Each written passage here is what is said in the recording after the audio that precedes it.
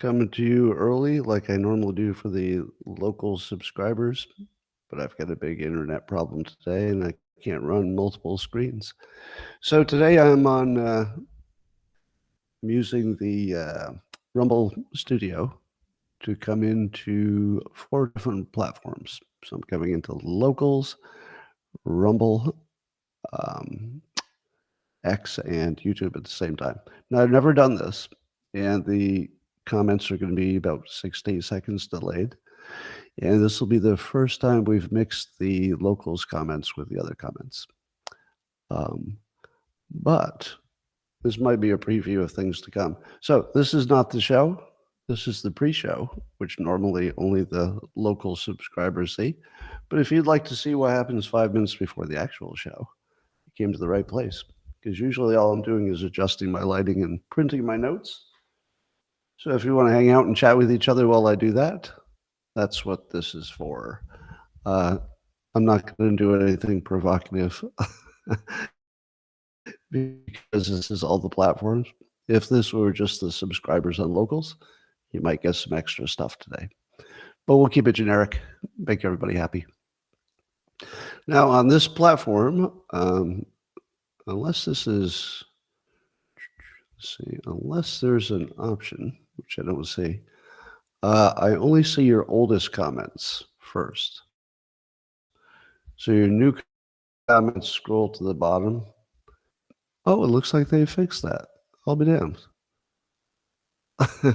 They may have fixed the comment scroll since just 2 days ago when I mentioned it. Well, that's pretty fast. If you haven't, let my people go. I won't have time to check that.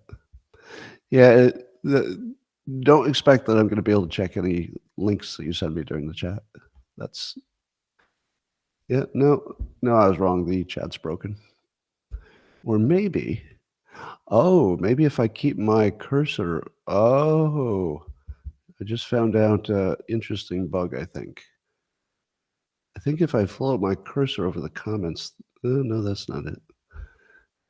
It looks like there's some, sometimes they scroll and sometimes they just don't. So it looks like a bug. All right. So the real show starts at the top of the hour. This is a special behind the scenes look at the pre-show where I adjust my lighting. So right now I'm coming to you by 5G on my phone, which suggests I should probably plug it in. I've got at least an hour on the phone. That should be fine. All right. Let me turn off the alert. All right, we're in good shape. We got a strong 5G signal, which is very rare. Do any of you have this issue where when your regular internet goes out, your phone 5G goes out at the same time? Am I the only person who experiences that on a regular basis? Can't tell because I can't see any comments. Oh, I remember when comments were something that was useful. So the Rumble people have a challenge, which is to fix the comments. Otherwise, my business model falls apart because the live interaction is really the heart of the show, which we don't have in this model. So in order for me to see a comment, I have to physically reach up and scroll it every time. So I can't do the thing anymore where I'm just doing the show and then I see a comment and I incorporate that. It just won't work in this model. So the technology isn't where we need it to be, but Rumble's working on it. They have all my feedback, and they've been very responsive in the past. So I do expect them to take a good swing at fixing it. I just don't know if it's technically possible. Can I see locals comments? Yeah, I can see Crawley. I can see you asking the question. And they show up differently. Let's see if I can show you what it looks like. Let's see if this works. Let's see. Reverse this. And then can you... God, this is annoying that everything's backwards. Why can't I do that? Right, everything's like backwards twice. So, oh, why can't I do this? This is weird. I have to hold it up to the opposite of where it is, where I see it. Okay. Oh, this is so hard.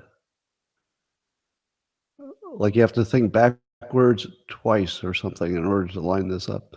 Anyway, so you see that the comments do not scroll, which makes them worthless to me. I don't know if they scroll where you are, but I can see each of them with an icon that says it's coming from locals. So I can see Emmondine and Thurston and Crawley and Uppity Boy. But on Rumble, I can see Rhodey. Are those the only comments? I think we may be not live anywhere but locals and Rumble. Oh, actually, I don't. It looks like I don't have any comments. I can't even tell if I'm... Actually, I can't tell if I'm live to the other platforms. Oh, there it is. There we go. Yeah, so there are... I see the YouTube comments. Oh, look, there's next. I see next comment too from Kim. All right, looks like all the comments are here. It's working on Rumble. Good deal. How's our timing? Oh, it's after 1 o'clock, right at the top of the hour. Well, you're going to watch me print my notes. I know that's exciting. But you're going to see how this show is actually produced. As soon as those notes are done, we're going to put on the show of shows. 5G style. I got 2 strong bars of 5G, and so far we're streaming good.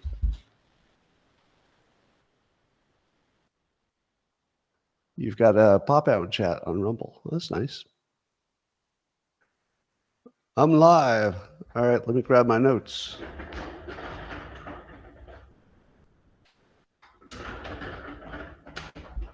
Oh. Let's do this right, shall we? Do do do do do do do do do do. Do do do do do do do do do. Good morning, everybody, and welcome to the highlight of human civilization. It's called Coffee with Scott Adams. Don't know what's going to happen today. We're using the Rumble platform for all 4 platforms.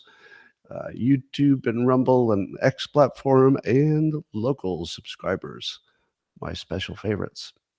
And if you'd like to take this experience up to levels that nobody can even understand, hey, Paul, all you need is a cup or a mug or a glass, a tankard, chalice, a stein, a canteen, jug, or flask, a vessel of any kind. Fill it with your favorite liquid. I like coffee. And join me now for the unparalleled pleasure. The dopamine hit of the day thing makes everything better. It's called the simultaneous sip, and it happens right now. Oh, that was good. Sometimes I have to pretend the coffee tastes delicious, but today, absolutely delicious. All right, look at all those comments. It's not frozen on my side. Everything's looking good here. Oh, comments are scrolling too. Look at that. Look at that, all working good. Or working well, as you like to say. All right. Yes, Locals is not getting rid of comments. They will just move to the Rumble studio. So your comments will all be here. And then they're working on the technology to get them to be a little faster, if that's possible. Might not be possible. But I think there's a 6 to 8 second delay in the comments. Anyway, let's jump right into it. The fake science. I like to start with fake science. NBC News reports there's a study that says you might be able to slow your biological aging by eating less. How many times have you heard this story? I feel like this is the millionth study that showed us maybe for the last 30 years, 40 years. Haven't we been hearing the same study just repeated every year for 40 years? I'm not alone in that, right? But here's what's left out and why I consider this fake science. Fake science. It's because the thing that they say they're measuring is that you eat fewer calories. So they have a control group that eats what they want, I guess, and another group that has limited calories. And then they measure their biomarkers and they find out that the people who ate less food have better biomarkers. Now, there's an obvious point to this, which is obesity is not good for you. But if you're doing a short-term study, it seems weird that, that you'd see a big difference in the short term. But here's what's left out. I'm pretty sure that our food supply is largely poison, meaning that the more food you eat, it's not just more calories, it's more poison. It's more additives, it's more pesticides, it's more everything. So they did a test to see if eating fewer calories made you healthier, but they never tested to see if eating less poison makes you healthier. Don't you think if you were eating at McDonald's and you just did less of it, it's not just the calories that you got less of. You got less of all the stuff you didn't want in your body. Of course it makes you healthier. Of course it does. So that's the weird science. And there's not even a mention to the fact that the food itself might be bad for you. All right, here's some more fake science. I guess the Biden administration is trying to come up with a new climate forecast model that would take into account what they want to do in terms of reducing aircraft contribution to CO2. So they're trying to figure out how to model just what would be different if they get a greener type of jet fuel. So here's something that's embedded in the story that if you didn't notice it, you wouldn't know that it debunked all models. So within the story saying how they're going to create a model is a paragraph that debunks all models. They don't call it out that way. You just have to notice it. All right, here's that paragraph. It says, the rumor has it that those involved with the modeling process can't find common ground regarding the actual impact of corn usage in the synthesis.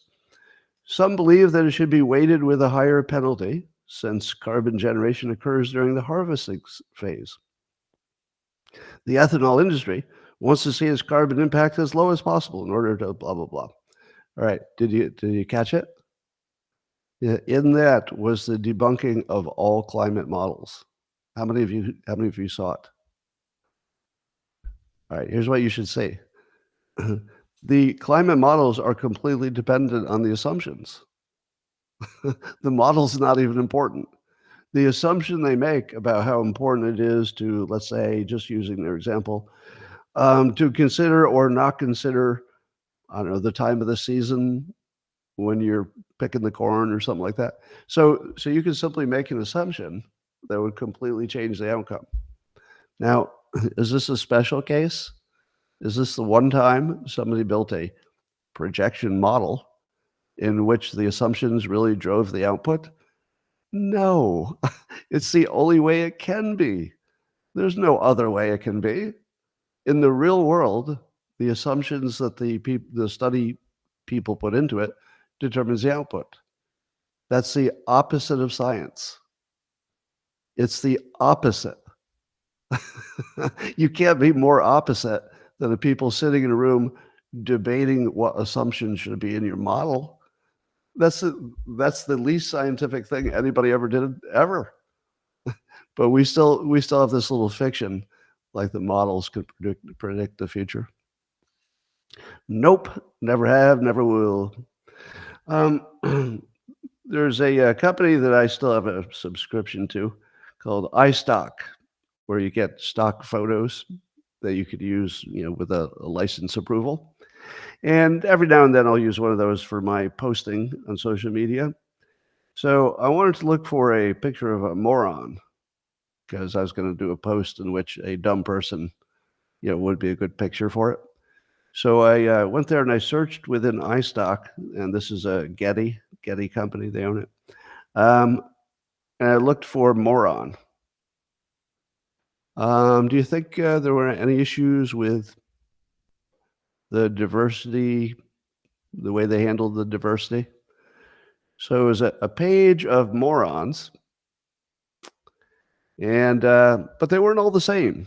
Now I hope this doesn't kick me off here, but let me show you some of the moron pictures. Let's see if this works. First of all, it was almost all white people, but there was one black person on the page. And you think to yourself, how'd they handle that? Yeah, how are they going to have diversity in a moron result? It's going to be pretty hard. But here's how they handled it. There were a bunch of white people shown, and I think a few Asians. And here's a white person. Here he is, drinking, has crazy eyes, and he's got weird teeth and everything. He's like, not doing too well. Now, this was typical. There were lots of white people looking like morons. But then here's the sensitive part. They also have a picture of a young black man that comes up in the moron search. Now, how do you think they handle that? So here's their image of a black moron, which is funny because he looks more like a scientist or a lawyer. He's got a smart expression, well dressed. The difference is hilarious. I mean, this if I had to guess, I would say almost certainly college educated. Looks like he's doing pretty well. Good looking, smart looking guy, smart eyes, smart face. All right. Well, just pointing that out. I don't think iStock images is going to last more than a year because AI should pretty much put them out of business. And maybe it should. There's a school district in Aurora. The state where Aurora is, I don't know. Where's Aurora? Somewhere in the Middle West somewhere, Aurora. Anyway, somewhere in the United States. The superintendent says that you may not, this is actually in a document, you may not implement or adopt any program that does not prioritize diversity, equity, and inclusion. Now, what does prioritize mean in your worldview? It doesn't. Colorado. So Aurora, Colorado. Thank you. So what does it mean to prioritize DEI? Wouldn't that mean that you sort of had to put it in front of, I don't know, everything? That's what it means, right? If you prioritize it, you push it above other considerations. What would be the other considerations? Good ideas, things that work, things that are good for the world. As soon as you throw in prioritize, it's just racist. There's no other way to look at it. There's no second way to look at this. If you say in writing, it's our policy to prioritize it, there isn't any way to prioritize it unless you give up other things. So what are you giving up? They should tell us what they're de-emphasizing. What are you giving up? All right. So as I told you, our food supply is very dangerous, but getting more dangerous every day. Apparently there was a food airdrop in Gaza in which one of the parachutes didn't open and 5 people were killed by falling food. Big pallet of food. Now, I don't know how you get 5 people with 1 pallet of food. That's like the worst luck I've ever seen in my life. Not only, as Glenn Greenwald points out, not only did these poor people survive the bombing and the famine, and God knows what disease and deprivation they're going through, and then they get killed with a pallet of food.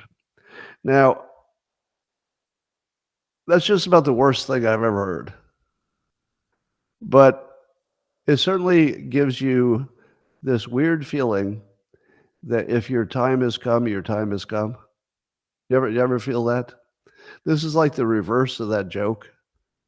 You know the old joke I tell too many times about the flood, and God says, "I sent you a car, I sent you a boat, I sent you a helicopter." And you just didn't take them. But it's like the bad, evil, backwards version of that. It's like, God, I tried to kill you with the bombs. I tried to kill you with starvation. And none of that worked. So I'm just going to drop a pallet of food right on your heads and kill you all. So, yes, it's just the worst thing I've ever heard in my life in terms of bad luck. Jeez. So I do believe that you can hold two thoughts in your head, which is that what's happening over there is horrific on a scale that we hope we would never see again in modern society. At the same time, what else are you going to do? If somebody had a better idea, I'm sure they would have suggested it. There's a study that says that a lot of Americans can't buy cars.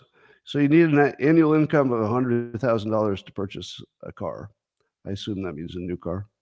So on average, if you don't make $100,000, you can't get a car.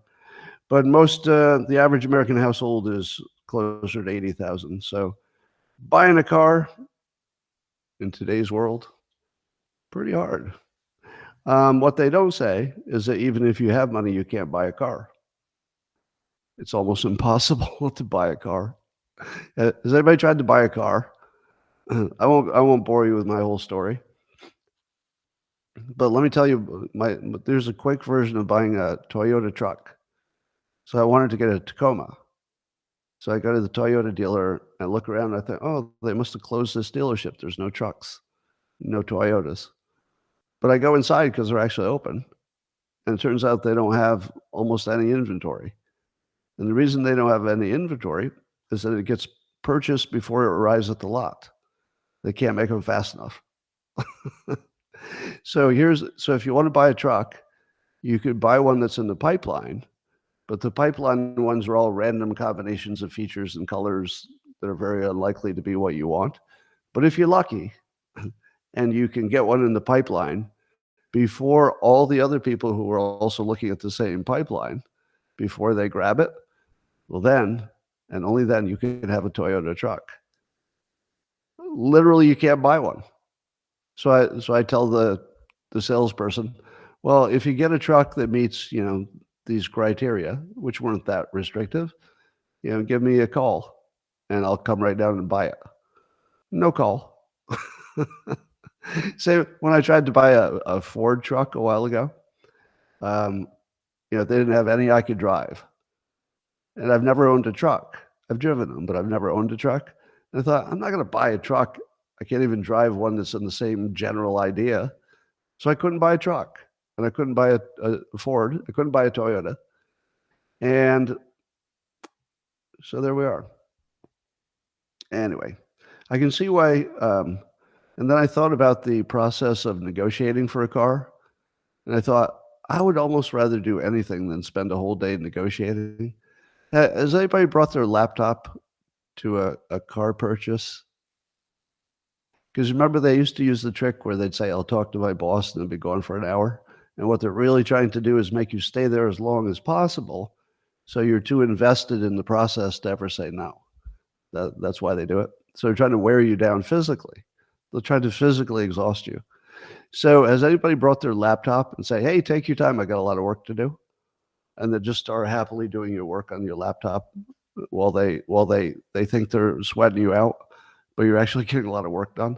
Hey, I think I'll send some posts. If you haven't done that yet, you need to do it because it ruins their whole game. Because they're back there like peeking out to see if you're still there, so they can run out in case you leave. They'll run out and grab you and bring you back. So they're watching. So just make it look like you're really having a good time on your laptop. Getting a lot of work done. Anyway, there's we hear that the X platform is going to compete with YouTube. So they're going to have a big video platform that will play on some smart TVs. That's a big announcement. and it will look very much like the YouTube interface.